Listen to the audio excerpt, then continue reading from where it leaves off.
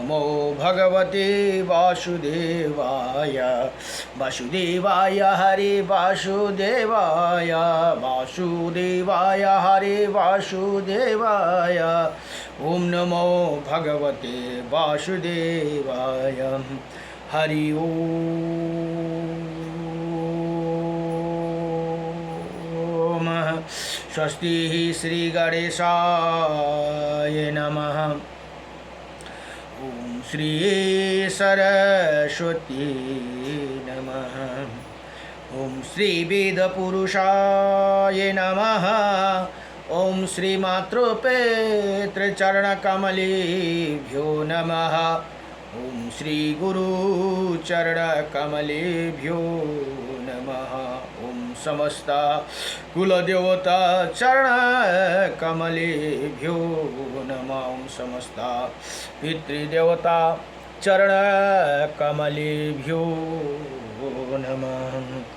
कृष्णं नारायणं वन्दे कृष्णं वन्दे व्रजप्रियं कृष्णं द्वैपायनं वन्दे कृष्णं वन्दे प्रीतासुतं वासुदेवं सुतं देवकं सचारुणमर्दनं देवकी परमानन्दं कृष्णं वन्दे जगद्गुरुं मुकुं करोति वाचालं पंगुं लंघयते गिरिं यत्कृपातमहं वन्दे परमानन्दमाधवं कस्तूरितिलकं ललाटपटले वक्षौ स्तूले कौस्तुभं नासाग्रवरमौक्तिकं करतले वेणुकरे कङ्कणं सर्वज्ञ हरिचन्दनसुललितं कंठे च मुक्ताम्बली गोपालस्त्रीपरिवेष्टितो विजयते गोपालचूडामुनि वंशी विभूषितकर्णं नवनीरदाभात पीताम्बरदारुणाभिमाफलधरोष्टा पूर्णेन्द्रसुन्दरमुखा अरविन्दनेत्रात् कृष्णात्परं किमपि तत्तो अहं न जाने सच्चिदानन्दरूपायं विश्वोत्पत्यादिहेतवे त्रपत्राय विनाशायं श्रीकृष्णाय वयं नमः। ॐ कृष्णाय वासुदेवाय हरे परमात्मने प्रणतक्लेशनाशाय गोविंदाय नमो नमः। जय जय श्री राधे मेरी स्वामिनी मैं राधे जू की दास। जन्म जन्म दीजियो मोहे श्री चरण को बास। जन्म जन्म दीजियो मोहे श्री वृंदावन को वास। जय जय राधारमण हरे जय जय नवल किशोर जय जय गोपी चितचोर प्रभो जय जय माखन चोर। जन्म जन्म दीजियो मोहे श्री चरण को वास। जन्म जन्म दीजियो मोहे श्री वृंदावन को वास। नारायणं नमस्कृत्यं नरं चैव नरोत्तमं देवीं सरस्वतीं व्यासं ततो जयमुदीरये। श्री परमात्मने नमः। ओम गुरुर्ब्रह्मा गुरुर्विष्णु गुरुर्देव महेश्वर गुरुर्साक्षात् परं ब्रह्म तस्मै श्री गुरुदेव नमः। अखण्डमण्डलकारकं व्याप्तयनं चराचरं तत्पदं दर्शितं येनं तस्मै श्री गुरुदेव नमः।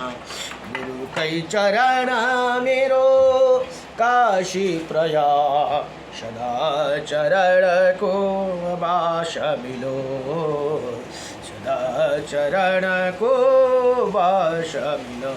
ब्रजरसको मुरली धुन त्यो ब्रजरसको मुरली धुन त्यो मनमा सदा मेरो गुन्जिरहो गुरुकै चरण मेरो काशी प्रया सदा चरणको वास मिलो गुरुकै चरणको चरण अमृतले सकल शरीर यो भिजिरहो कृष्ण नामको माला जपी जपी राधा नामको माला जपी जपी अन्त समयमा प्राण छुटोस् गुरुकै चरण मेरो काशी प्रया सदा चरणको वास मिलो प्रेमको बाती मन सको प्रभु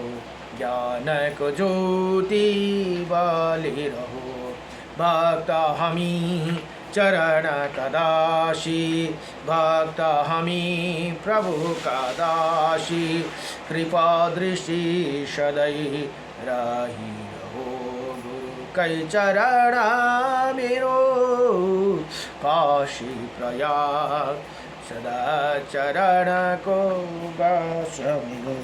अब यो बाहिरभित्रको कार्यक्रम चाहिँ बन्द गरौँ। हरि ओम नमो भगवते वासुदेवाय नमः। र यहाँ यो एउटा महत्त्वपूर्ण स्तोत्रवलीमा महत्त्वपूर्ण स्तोत्र छन्। श्री विष्णु अष्टविंशति नामम स्तोत्रम भनेर यहाँ बताउनुहुन्छ। अर्जुनले प्रश्न गर्नुहुन्छ भने भगवान कृष्णले उत्तर दिनुहुन्छ।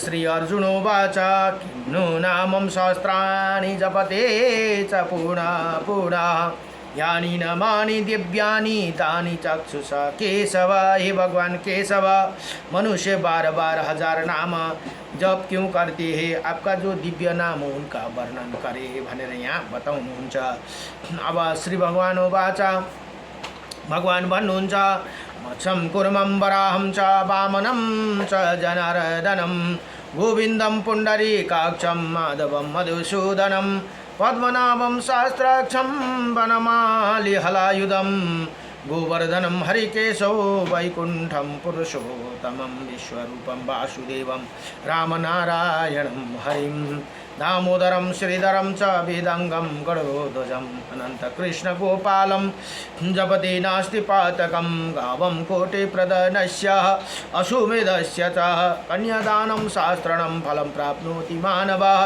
अमावास्यायां पूर्णिमास्याम् एकदशं तथैव च संध्याकाले स्मरे नित्यं प्रातःकाले तथैव च मध्याह्ने च जपे नित्यं सर्वै पाप प्रमोचतीति। श्री कृष्णार्जुन संवादे श्री विष्णु अष्टविंशति नामम स्तोत्रम सम्पूर्णम। यहाँ भगवान भन्नुहुन्छ हे अर्जुन, यी नाम जप गर्ने पुरुषका भित्र पाप नै रहते और 1 करोड गौदान र 100 अश्वमेध र 1000 कन्यादान गरेको फल प्राप्त गर्दछन्। औँसीमा पूर्णिमा तथा एकादशी तिथिको नमा प्रतिदिन स्वयं प्राप्त एवं मध्याह्नको समयमा यिन नाम जप गरे भने वो पुरुष संपूर्ण पाप से मुक्ति होते भनेर यहाँ बताउनु भयो। नमो भगवते वासुदेवाय नमः। नारायणं परम ब्रह्म नारायणं परम तपः नारायणं परम देव सर्वनारायणं सदा रामाय रामभद्राय श्रीरामचन्द्राय वेदसे श्रीरघुनाथाय नाथाय सीताय पतये नमः। आएका छौँ इस जगतमा सबले लिनो सरिका नाम मुदास जगन्नाथको सबमा राधे राधे श्याम। जय जय लक्ष्मी नारायण भगवान, जय जय सीतारामचंद्र भगवान को, जय जय राधा रमण भगवान को, जय जय उमापति शंकर भगवान को, हर हर महादेव शंभो।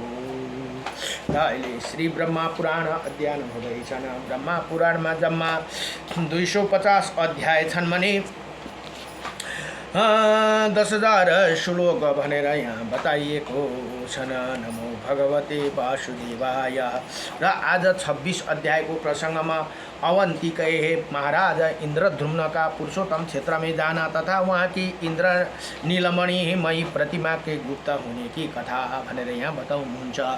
अब यहाँ ब्रह्मा जी भन्नुहुन्छ प्राचीन सत्ययुग की बात है भनेर यहाँ बताउनु भयो। यो सत्ययुगको कुरा हो।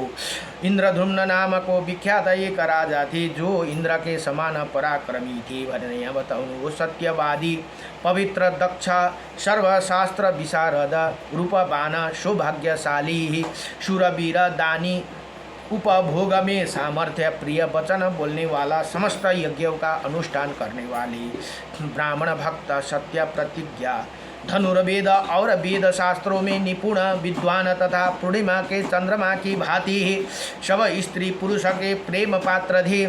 सूर्य की भांति उनकी और देखते कठिन था और शत्रु समुदाय के लिए भयंकर विष्णु भक्त सत्य गुण संपन्न क्रोध को जीतने वाला जितेंद्रिय आत्मविद्या के प्रेमी मुमुक्षु और धर्मपरायण थे। और इसी प्रकार वो सर्वगुण संपन्न राजा इंद्रद्युम्न समूची पृथ्वी का पालन करते थे भनेर यहाँ बताउनु भयो। एक समय उनके मन में भगवान श्रीहरि के आराधना विचार उत्पन्न हुए। वो सोचने लगे कि मैं अब किस क्षेत्र में, किस तीर्थ में, किस नदी के तट पर अथवा किस आश्रम के देवादिदेव भगवान जनार्दन की आराधना करूं। इसी चिंता में पड़कर उन्हें मन ही मन समस्त पृथ्वी पर दृष्टिपात किया। समस्त तीर्थ क्षेत्र और नगरों के और देखे, परंतु सबको छोड़कर वो विश्वविख्यात मुख्यदायक पुरुषोत्तम क्षेत्र गए भनेर यहाँ बताउनुहुन्छ। वहाँ उन्होंने बहुत उच्च मंदिर बनवा कर उसे बलराम श्री कृष्ण और सुभद्रा की स्थापना की भनेर यहाँ बताउनु भयो। अब यो कहाँ गर्नुभयो त भन्दा यो चाहिँ उडिसा भन्ने जग्गामा है, पुरुषोत्तम क्षेत्र भगवानको त्यहाँनिर बलभद्र श्रीकृष्ण र सुभद्रा भगवानका बहिनीका त्यहाँ विग्रह बनाएर राख्नुभयो भनेर यहाँ बताउनुहुन्छ। अब यहाँ सुभद्रा का स्थापना किया तथा विधि पूर्वक स्नान तप दान तप होम और देव दर्शन स्वरूप पंचतीर्थ का अनुष्ठान करके प्रतिदिन भक्ति पूर्वक पुरुषोत्तम की आराधना की और उनकी कृपा से मोक्ष प्राप्त किया भनेर यहाँ बताउनुहुन्छ। अब मुनियों ने से फेरि सोध्नुहुन्छ ब्रह्माजीलाई। मुनियों ने पूछा, हे सुरश्रेष्ठ राजा इंद्रद्युम्न, मुक्तिदायक पुरुषोत्तम क्षेत्र किसी लिए गए?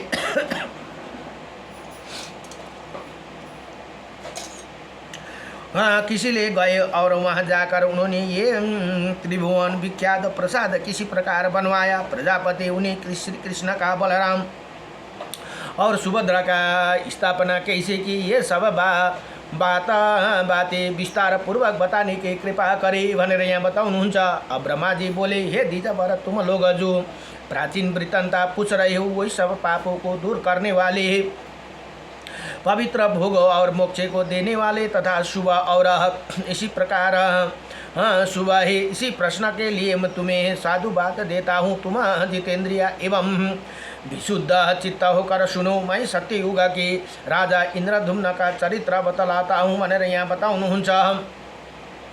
इसी पृथ्वी पर मालव में अवंती उज्जैन नाम की नगरी विख्यात है। जो उज्जैन भनेर भनिन्छ त्यो नगरी बडो विख्यात छन् भनेर बताउनु भयो। वहाँ की राजा इंद्रद्युम्न की राजधानी थी।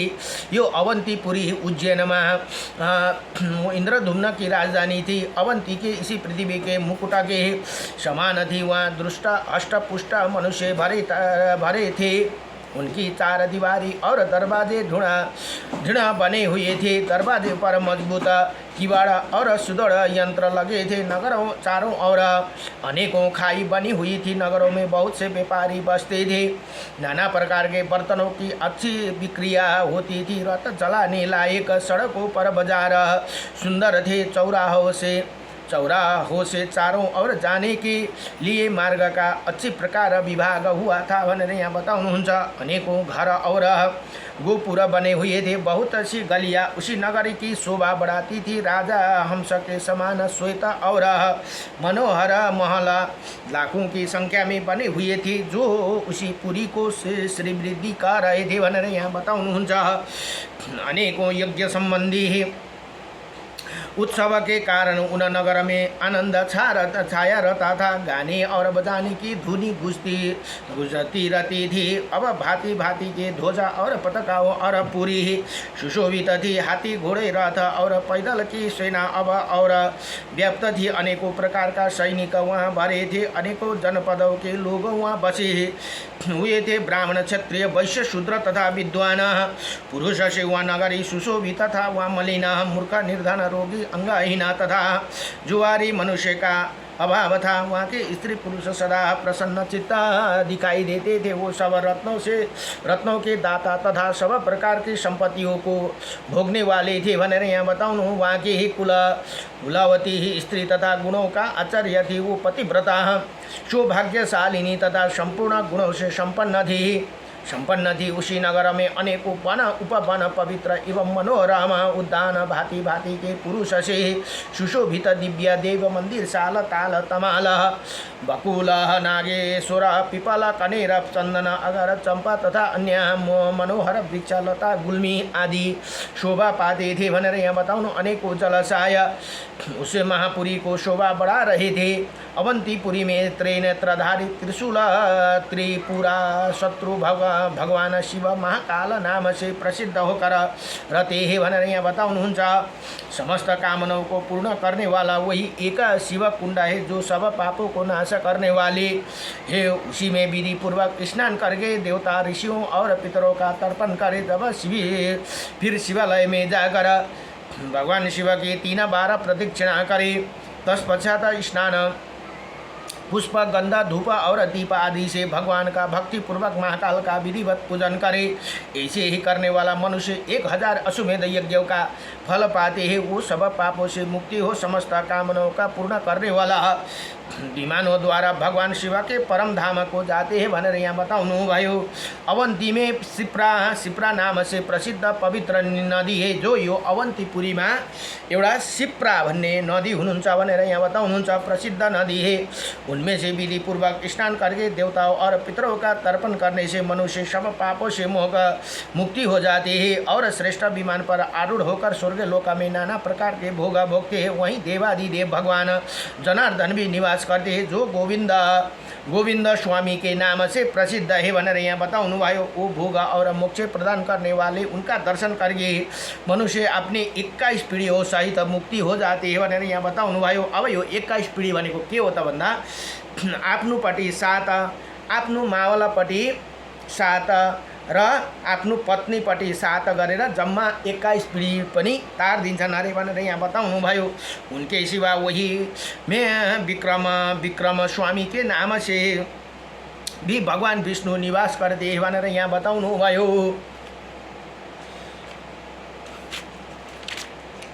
अब निवास करते हैं। स्त्री अथवा पुरुष कोई भी उनका दर्शन करके पूर्वत फल प्राप्त कर लेते हैं। वहाँ इंद्र आदि देवता और समस्त कामना पूर्ण करने वाली देवियाँ भी निवास करती है। उनका सब भक्ति पूर्वक पूजा और प्रणाम करके मनुष्य सब पापों से मुक्ति हो स्वर्ग लोक में जाते हैं। इसी प्रकार राजाओं में श्रेष्ठ इंद्रधुम्न के द्वारा पालित ये रमणीयपुरी है। इंद्र के अमरवती के समान नित्य उत्सव के आनंद से परिपूर्ण रहती है। भनेर यहाँ बताउनु, वहाँ दिन रात इतिहास, पुराण, नाना प्रकार के शास्त्र का कवच काव्यचार्य सुनी जाती है थी। इसी तरह उसे उज्जैन पुरी सब गुणों से संपन्न बताई गई। भनेर यहाँ बताउनु भयो। जिसमें है पूर्व काल में परम बुद्धिमान राजा इंद्रधुम्न हुए थे। भनेर यहाँ बताउनु भयो। उसी नगरी में अपने उत्तम राजा का उपभोग करते हुए राजा इंद्रधुम्न और पुत्र की भांति प्रजा का पालन करते हैं। सत्यवादी, परम बुद्धिमान, शूरवीर, समस्त गुणों को आकार, मतिमान, धारा, धर्मात्मा तथा संपूर्ण शस्त्रधारियों में श्रेष्ठ थे। भनेर यहाँ बताउनु भयो। उनमें सत्य, शील, इंद्रिय संयम के गुण थे। दान, यज्ञ और तपस्या उनकी समानता करने वाला दूसरा कोई राजा नहीं था। वही सब अपने प्रत्येक यज्ञ में श्रेष्ठ ब्राह्मणों को सेना, मणि, मोती, हाथी और घोड़े दान किया करते थे। उनके पास अच्छे हाथी, घोड़े, रथ, कंबल, मृग चर्म वस्त्र रत्न और धन धान्य कभी अंत न होता था। इसी प्रकार समस्त विभव से युक्त और संपूर्ण गुणों से अलंकृत राजा इंद्रद्युम्न निष्कंटक राज्य का उपभोग करते थे। एक बार उनके मन में ये विचार उत्पन्न हुआ कि मैं भोग और मोक्ष प्रदान करने वाले सर्वे योगेश्वर श्री हरि की आराधना किस प्रकार करूं।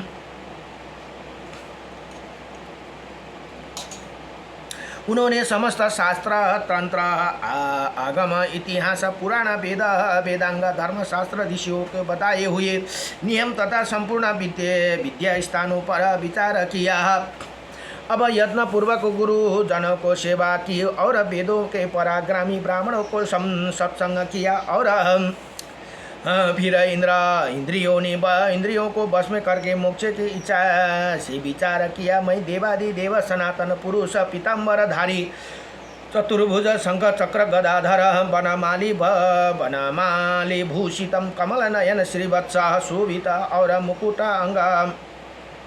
अंगद आदि आभूषण से अलंकृत श्रीहरि को आराधना करना किस प्रकार करूं, ये विचार कर वो बहुत बड़ी सेना को साथ ले पुरोहित और भृत्यों के साथ अपनी नगरी उज्जैन से बाहर निकल गए। उसी पीछे रथ आरूढ़ सैनिक हथियार हाथों में लिए प्रस्थित हुए। उनके रथ विमान के समान जाना पड़ते थे। उन पर ध्वजा पताका फहरा रही थी। रथों के पीछे गज युद्ध की विद्याओं में निपुण असंख्य पैदल भी चले जाने जिनके हाथों में धनुष प्रास और खड्ग शोभा पा रही थी। भनेर यहाँ बताउनुहुन्छ वो सब के प्रकार से अस्त्र शस्त्रों चलाने में कुशल निशूर वीर तथा सर्वदा सामग्री संग्राम की अभिलाषी रखने वाला तथा अंतपुरी की सब स्त्रियां भी वस्त्र आभूषण से अलंकृत हो महाराजा के साथ चलने लगी। उनके नेत्र पद्म पात्र के समान विशाल थे और शस्त्रधारी सैनिकों उन्हें घेर कर चले रहे थे। ब्राह्मण क्षत्रिय और वैश्यों ने भी राजा अनुसरण किया। उसके अनेकों नगरी को निवासी व्यापारी भी धन रत्न सुवर्ण स्त्री तथा अन्य उपकरणों के साथ प्रस्थित हुए। अस्त्र शस्त्र तंबूल तृण काष्ठा तेल वस्त्र फल और पत्र आदि बिक्री करने वाला लोगों अपनी दुकान लेकर राजा के साथ चलेंगी।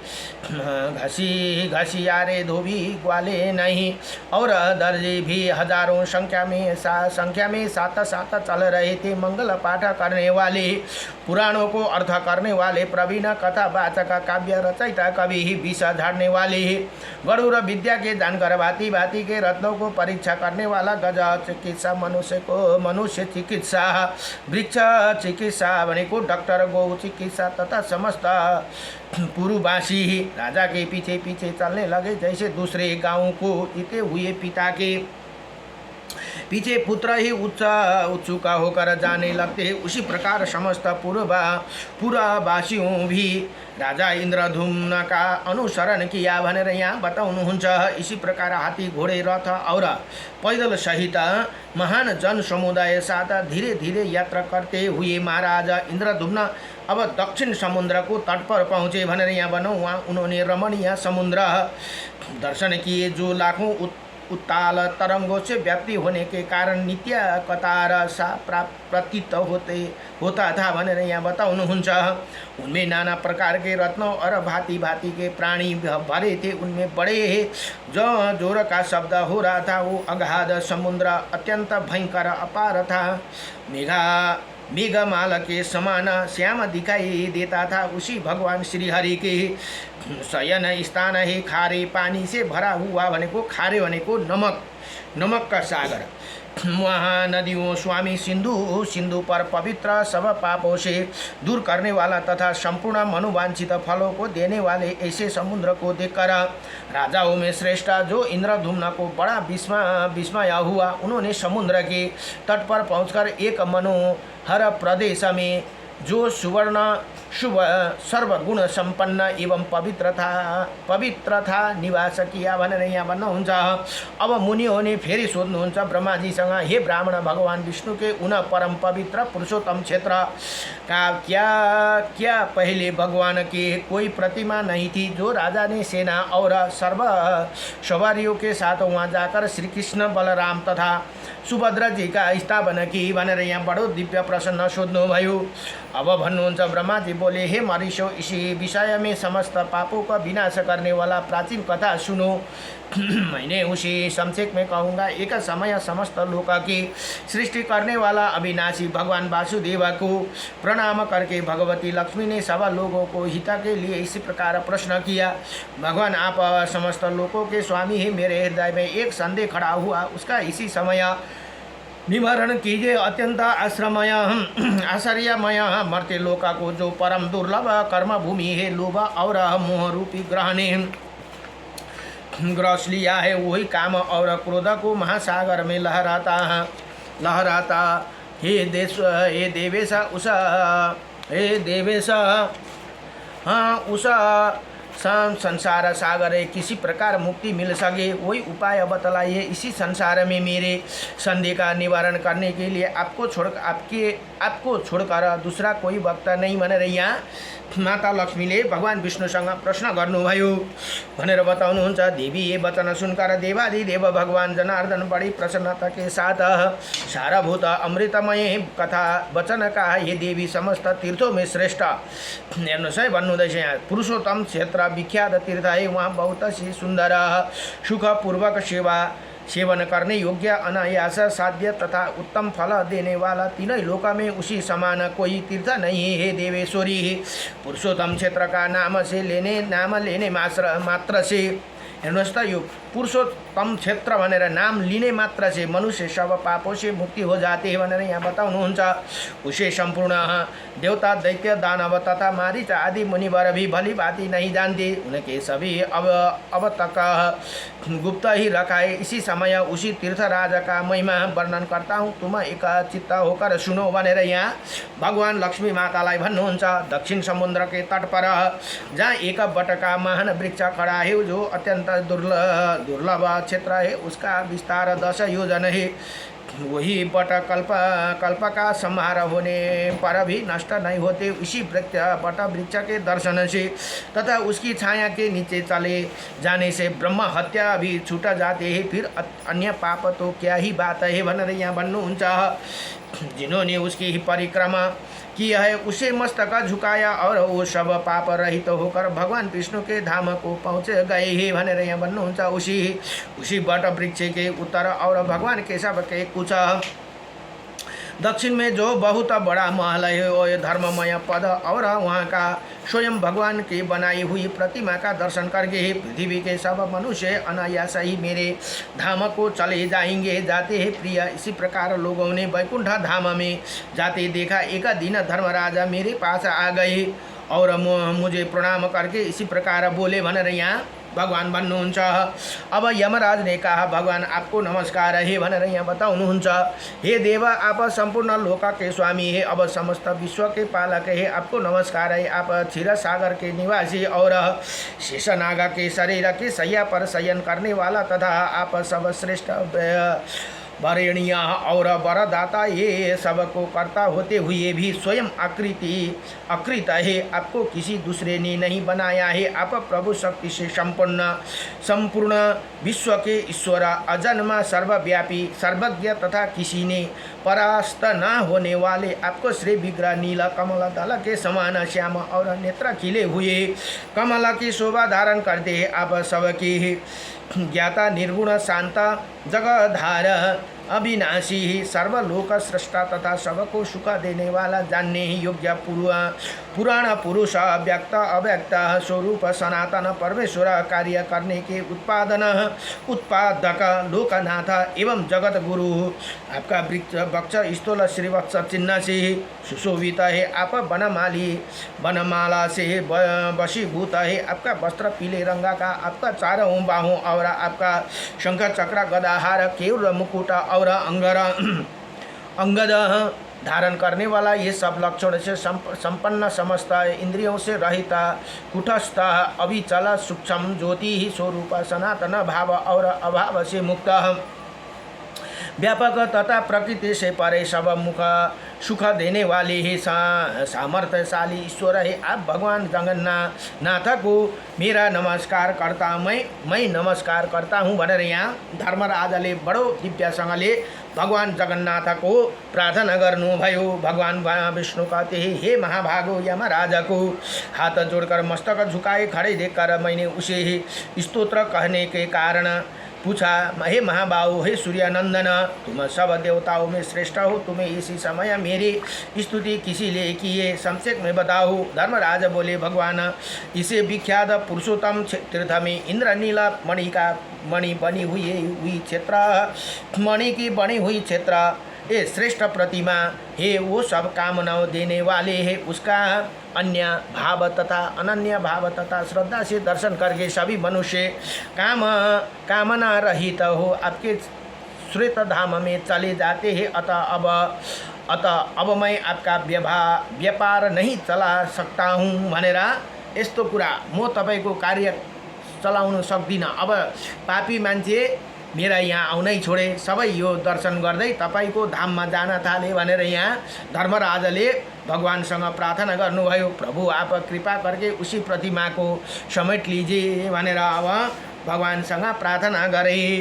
अब यहाँ धर्मराजा का ये वचन सुनकर मैंने उसे कहा, हे यम, मैं सवा और से बालुका के द्वारा उसी प्रतिमा को छिपा दूंगा। अब यहाँ भन्नु बालुले म त्यो प्रतिमालाई छोपिदिन्छु भनेर यहाँ भगवान भन्नुहुन्छ। तदन्तर वो प्रतिमा छिपा दी गई। अब उसे मनुष्य नहीं देखा पादे। अहिले हामीले गएर त्यहाँ देख्नु पाउँदैनौँ अरे, त्यो तर त्यहीँ छ, बालुले छोपेर राख्नु भएको छ। उसी छिपा देने के बाद में मैंने यमराज को दक्षिण दिशा में भेज दिया।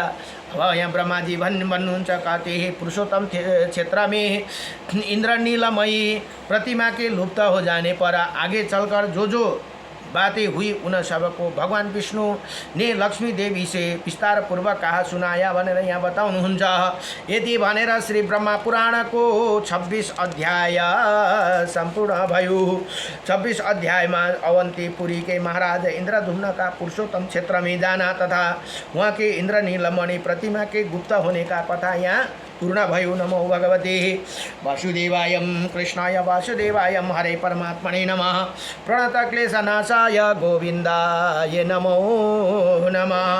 श्री कृष्ण गोविंद हरे मुरारी, हे नाथ नारायण वासुदेवं पितुमातु स्वामी सखा हमारे, हे नाथ नारायण वासुदेवं श्री कृष्ण गोविंद हरे मुरारी, हे नाथ नारायण वासुदेवं अनंत वैकुंठ मुकुंद कृष्ण गोविंद दामोदर माधवेति। नंद घरा नंद भयो जय कन्हैया लाल की, नंद घरा नंद भयो जय कन्हैया लाल की। हाथी घोड़ा पाल के ओ जय कन्हैया लाल की, जय कन्हैया लाल की, ओ जय कन्हैया लाल की। जय यशोदा लाल की, जय हो नंद लाल की। नंद घरा नंद भयो जय कन्हैया लाल की, नंद घरा नंद भयो जय कन्हैया लाल की। जय कन्हैया लाल की हो जय यशोदा लाल की, जय कन्हैया लाल की, जय कन्हैया लाल की। नंद घर आनंद भयो जय कन्हैया लाल की। ओम नमो भगवते वासुदेवाय। हरि ओम नमो भगवते